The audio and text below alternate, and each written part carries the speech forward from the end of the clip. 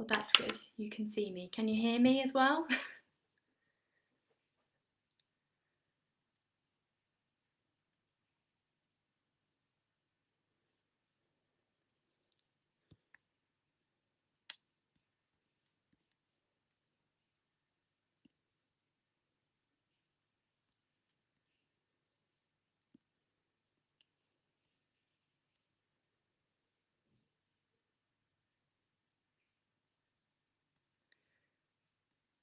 Just wait for you all to come in. We'll probably start. Oh, that's good. We'll probably start about 5 past. Give some people some time to arrive.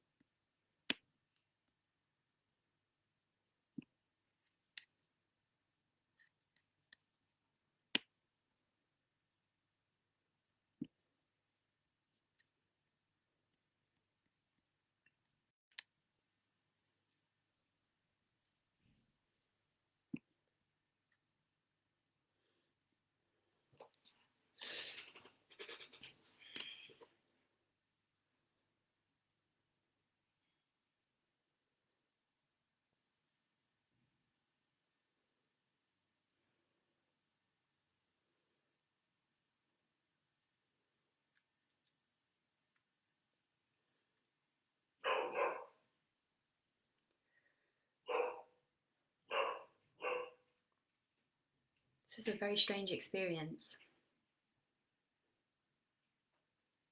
I feel like I'm talking to myself.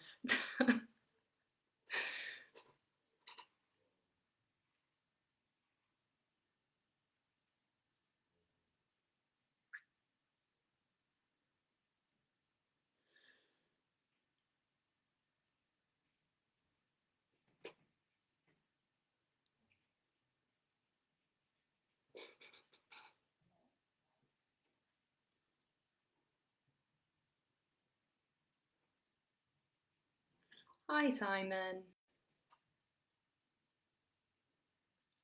Thanks for tuning in.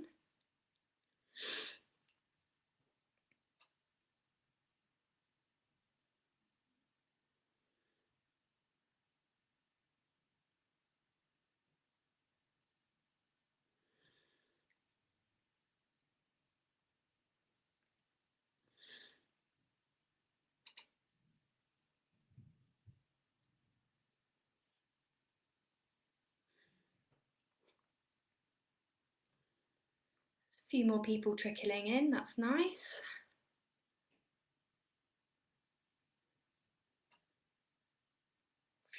If you're here and you're listening, do you want to give me a wave or a hello in the comments so I can see who we've got here?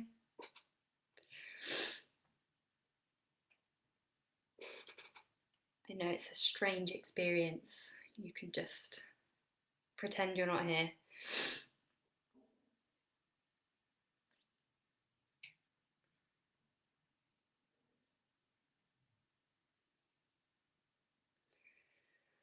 Okay, well, we're probably going to get started because it's almost 5 past and we've had about the same amount of people here now for a couple of minutes. So I'll get started. So my name is Hannah Johnson. My current position is I work at Cameron Mackintosh and I am the production administrator for the production department. Probably better described as production coordinator. More people probably know what that is. And I've been there for 2 years. I've been in my current position for just over a year. And I'm going to kind of start by talking through the last 10 years of my career and how I started in the theatre industry and kind of what I learned through all the different phases. And then I'm going to spend 10 minutes at the end kind of taking you through a short goal setting exercise. And I'll leave some time at the end as well for questions if anyone's got any. Although I'm going to be talking specifically about my experience as a producer or a general manager, I hope there will be some useful information here for kind of any theatre creative, anyone wanting to get into theatre.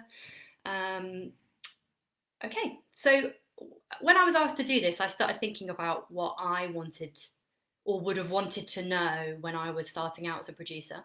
And I asked a few of my colleagues, and unanimously the response was pretty much, how do you kickstart your career? And for me personally, it was founded in experiences at the Edinburgh Fringe. When I was 17, I was doing my AS levels, and like so many of us, we had to devise a half-hour piece of theatre based on a play. And we did Don Juan in Soho by Patrick Marber. And for those of you that don't know, it's a fairly contemporary show based on Byron's Don Juan. It's super sexy, modern, great for 17-year-olds whose hormones are flying around. And, you know, it was like 30 minutes long. We performed it, and one of the drama teachers that had been there for a really long time, loads of experience, she kind of just said to us in a passing comment that she thought it was really rather good, and why don't we think about taking it to the Edinburgh Fringe? We did it based on like a frantic assembly style movement, which, if any of you don't know, they're a brilliant movement company. They kind of tell stories through physical theatre, and we kind of took that on, and so it was a really physical piece, great to watch, really, really aesthetically pleasing. And I was extremely lucky at the time to have a drama teacher who fully supported this idea and helped us do it. So that summer, myself and 6 other students spent the month of August in Edinburgh performing the show, at a venue called Sea Venues, if any of you know it. If you've ever done Edinburgh, you'll know that it's very much work hard, play hard vibe. You largely get what you put in.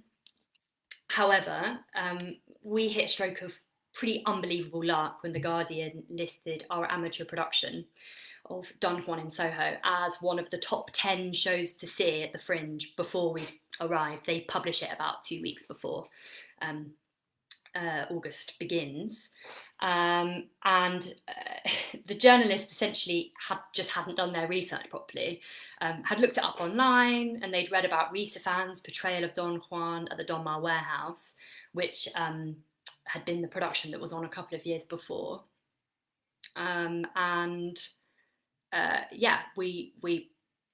They just hadn't done their research. So obviously Risa Fans was not in our amateur production of Don Juan in Soho, but we sold out before we got there. And then while we were there, Lynn Gardner came and reviewed the show, and she said, you know, it's not Risa Fans, but it's a great company, and definitely something to, they're a bunch of people to watch, shall we say. So obviously we were super lucky, but also at least we didn't come out with 1-star reviews. Selling out obviously made this an extremely positive experience for me, you know, being my first time at the Fringe.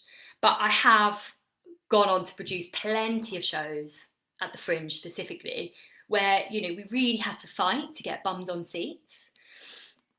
And although it's exhausting, I have honestly enjoyed every minute I've spent in that city in August producing shows. The community is absolutely priceless, and the people you meet become contacts, they become friends, business partners, clients. For me, I can vouch to say that that's true for every single one of those. And it's also a brilliant place to widen your theatre knowledge. You know, what kind of theatre do you like? What kind of theatre do you want to produce or work on? It's the best place to develop those kind of thoughts, particularly on a budget, because, you know, you can't really, when you're a young person, or, you know, any person, go to see every single show in the West End, you know, every night of the week. It's expensive, and this way it is possible to see as much as possible. I also think it's a brilliant place to kind of make mistakes, because everyone's making them all around you. You don't feel quite so exposed, if you like. It really is just a cesspit for learning. So I think it's really important place to spend some time. I think if you can go to the Fringe, then do. If this is something that you're keen on, I think whether or not you want to be a producer, a director, an actor, a dancer, a lighting designer, a sound designer, a choreographer, any of the above, I mean, you can just literally go on the website and filter what you'd like to see and just widen your knowledge. I mean, the contacts that you'll make there, I believe personally, could really help in the future. I know myself personally that a lot of the people that I've met there are, huge friends of mine now, they're colleagues. It's just a great community. So the Edinburgh Fringe is definitely on the top tips of ways to kickstart your career. The other thing, I think the key thing for me was that I had a teacher who I mentioned earlier on, and she kind of ran point on those productions when we were in Edinburgh, and she entirely took me under her wing, and she used to give me tasks to do, namely when I was sat in her office after school, and she would just honestly give me a list of things that she needed, namely that involved calling somebody up and getting something that wasn't particularly easy to get, either for free or for hardly any money. Great tips for being a producer. And then she used to just watch me do it. So she was an absolute master schmoozer, and I believe that is a vital skill when it comes to producing, particularly when you're starting out, because budgets are tight. And I think it's super important earlier on to try and find someone in the industry who's perhaps a little bit further along than you, but they don't need to be. They can be someone who's trying to achieve the same goals as you. And you can just push each other to do things that you might not do without being held accountable. And it's helpful to have someone to bounce ideas off. And I just want to say now, like, anyone here that is serious about wanting to be a producer or a general manager or any kind of management in theatre, I'm really happy for the King's Head to give out my contact details, and perhaps we can have I'd say coffee in a normal time, but probably not a coffee, but we could do a Zoom, power of internet, or we can have a phone call, we can chat about your goals, and we can just talk more specifically if I want to be that person for people. I'd love to be a mentor because I had one, and I'm grateful. I'm endlessly grateful to her. So I went on and produced quite a few more shows at the Fringe, kind of in the years afterwards, and then I went to Central School of Speech and Drama for 3 years, and then I went travelling.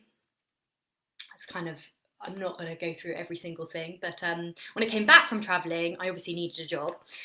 So I got a job working front of house at the Hampstead Theatre. I worked first of all front of house, and then I got a job behind the bar. And if you want to find the next generation of talent, look behind the theatre bars, because the people you work with every day at a job like that will likely grow with you through the theatre industry throughout your life. In fact, while I was there, I produced a musical, actually at the King's Head Theatre, called Saucy Jack and the Space Vixens, in which almost the entire cast were made up of staff from behind the bar. And, it's probably something I'm most proud of. I love to look around me and use people that I know, that I trust, that need a break. It's probably another piece of my kind of big advice is use the people around you.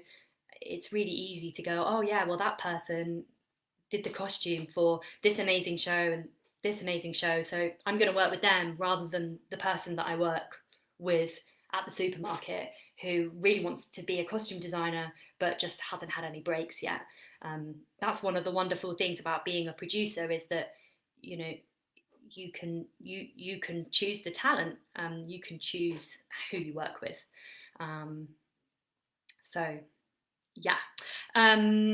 I was at the Hampstead Theatre for around 3 years, and when I'm actually going to talk a little bit here about a promotion that I went for at the Hampstead Theatre, which I didn't get. I think it's really important to examine some of the failures, some of the mistakes, um, and also kind of learn to look at them not as red lights. You know, like if you look at a traffic light and you think, I didn't get that promotion, that's often going to feel to you like you're just stopped in your tracks because that was what you wanted, you didn't get it, so now what? And I think over the years, you know, as many things go wrong, you get back up and you carry on. And actually, you realise that if you had had the thing that you'd wanted that stopped you, you wouldn't have had the other thing. I'm not really articulating myself very well, but I'll give you this example. I wanted to be the theatre manager, so I wanted to move from behind the bar as a bar manager. I wanted to be a theatre manager, a duty manager, and they basically more run the operations of the bar, of the whole theatre, because obviously I wanted to work in like management. And I kind of just, because I'd been there for 3 years, I very much just didn't take it seriously. I went to the interview kind of in my normal clothes and kind of answered their questions like, you know, like you're going to give me the job, which, you know, super naive. And they didn't give me the job. And I was really upset, very entitled. Not something I'm very proud of.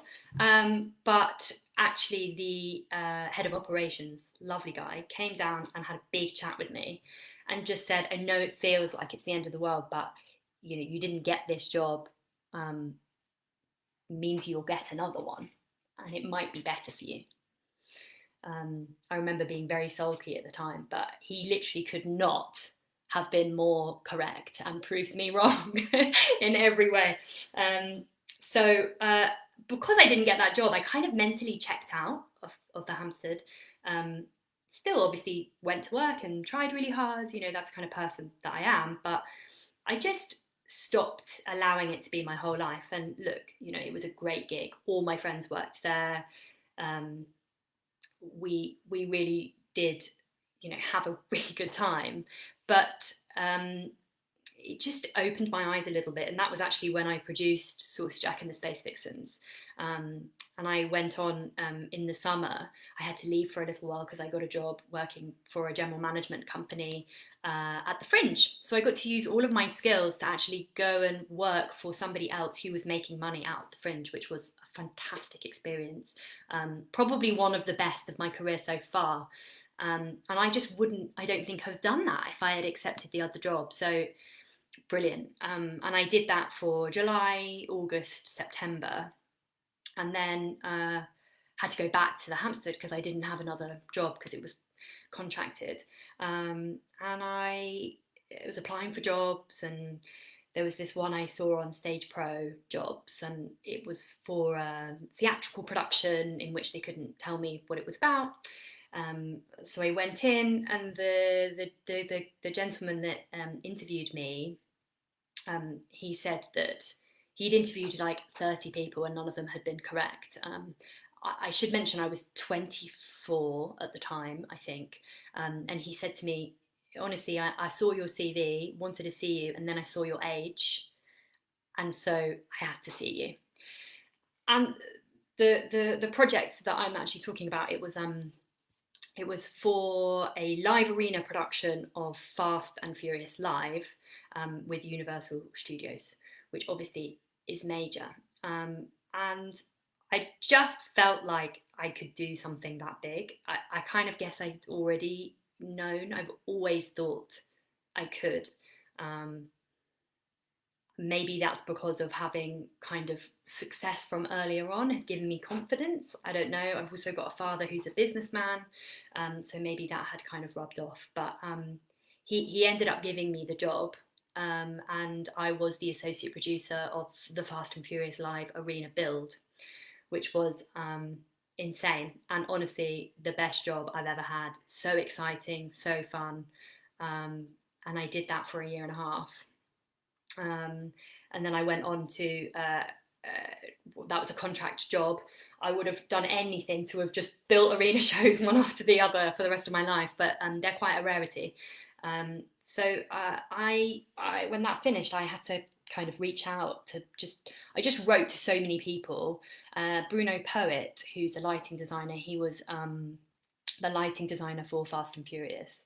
And he put me in touch with Mark Rubenstein, who's a general manager and producer in the West End, who I went and had a coffee with. We just had a nice chat about what I wanted, and that was it. And I actually didn't hear from him for 3 months. And then I got an email from somebody at Playful Productions. Playful Productions is another general management company in the West End. And they were looking for a production assistant to come and look after their Wicked UK tour for the last 6 months. And I went in for the interview, and I got the job. And so for me, that was kind of a big turning point in my career, because I'd gone from, quite big, large scale production, and I needed to take essentially a step back off that ladder, take a side step and get back on a different ladder. So that involved taking a pay cut, taking a cut in responsibilities. These were all things that I had to weigh up, but I just decided that it was the right thing to do. And it was fantastic. Did 6 months, went to see the show at every venue for 6 months. And then that contract ended, and a production assistant maternity cover role came up at Cameron Mackintosh. And I went for the interview and got that job, to be a maternity cover for up to a year, covering the production assistant while she was away looking after her baby. And at the end of that year, I got offered a promotion to stay on after the production assistant had returned from maternity leave, and now here we are. I've been doing that job for a year and 3 months or something, although we're not really doing it at the moment because obviously the West End is closed. But I look after, I basically assist with the general running. I assist the producers for Les Mis tour, Hamilton, Mary Poppins, and the Phantom of the Opera. So it's a lot of work. It's great fun. I've learned so much. I'm still learning every single day. So yeah, that's a bit about me. I hope there's a few lessons in there that you can take away from that. But I wanted to do a little goal setting exercise, just because I found that in recent years I've started doing this. This has massively, massively helped me. So if you've got a pen and paper, grab one. And if you don't worry, you can always just write down the questions and then you can just do it later, because it probably requires a little bit more thought than just like, oh yeah, I know exactly what I'm talking about, because if you did, then you wouldn't need to do this exercise. Okay, so start by putting down what your single main goal is. So is that be a theatre producer for Cameron Mackintosh? Be a general manager for Mark Rubenstein? Is it I want to own my own company and general manage shows at the Fringe? I want to produce something, etc., etc. It's really important to have something in mind that you can really just focus towards. Then I'm going to ask you, what's the main thing that you can do to get yourself there? Have a think.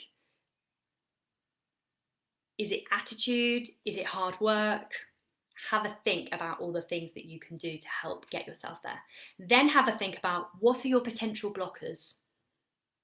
Obviously, coronavirus is a huge blocker for all of us right now, but perhaps more specifically to yourself, what could block you? Do you have a weakness? Are you a perfectionist? Are you hard on yourself?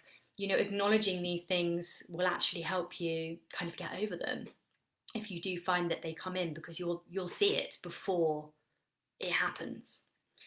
And then I'd ask you to write down some of your kind of general life goals. So Obviously, career is part of life, but I would also think about money. I'd think about children. Do you want autonomy? Do you want structure? Do you want to work underneath somebody? You know, these like more general life goals. Do you want to live in London, etc., etc.? Because, you know, if money's on there, you want a certain amount of money, then you need to think about how you're going to get one of the few producing jobs that pay really well in theatre. If autonomy is on your list, then you need to think about the skills that you need to develop to run your own company. If children are on your list, have a think about how you can get yourself into a stable position that will help you work around your children. And then just to kind of reel it right back in, I'd ask you to have a think about what your plan is for 2021. So where do you want to be 1 year from now?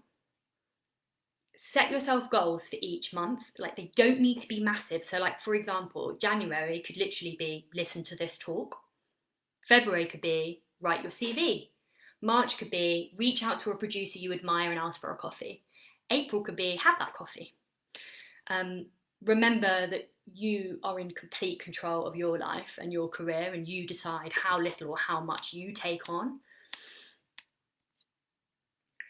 So yeah, they're my questions. You can obviously have a look back at this and write them down and have a real think about that exercise, but I hope that helps you a little bit. I'm just going to finish off by giving you kind of my big top tips, practical advice, and then if there are any questions, we can have a quick fire round, question round.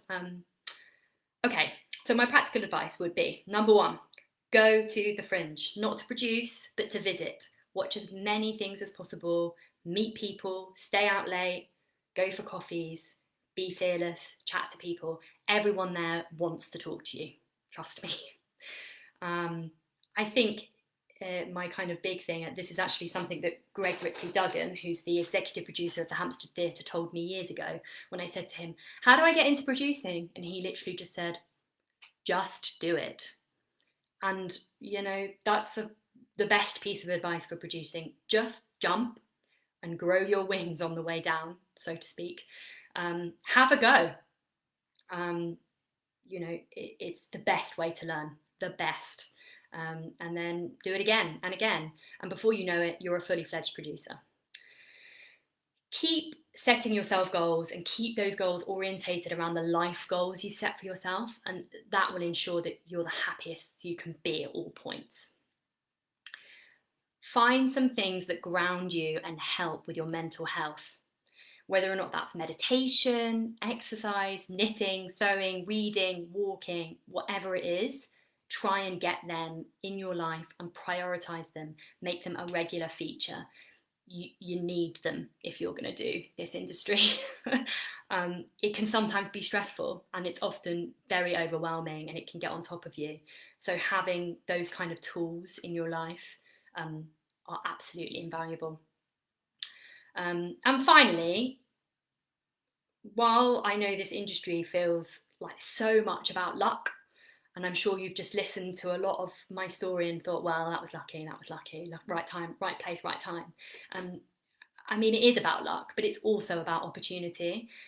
And if you put the work in, prepare yourself for those opportunities to come knocking on your door, you'll notice it's actually not about luck at all. It's about opportunity, meeting, preparation.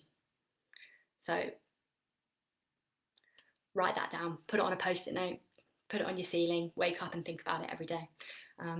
That's everything from me. I don't know if anyone's got any burning questions. Like I said, I'm really happy for you guys to get my email address and we can chat, not in this weird space where I feel like I've been talking to myself for half an hour.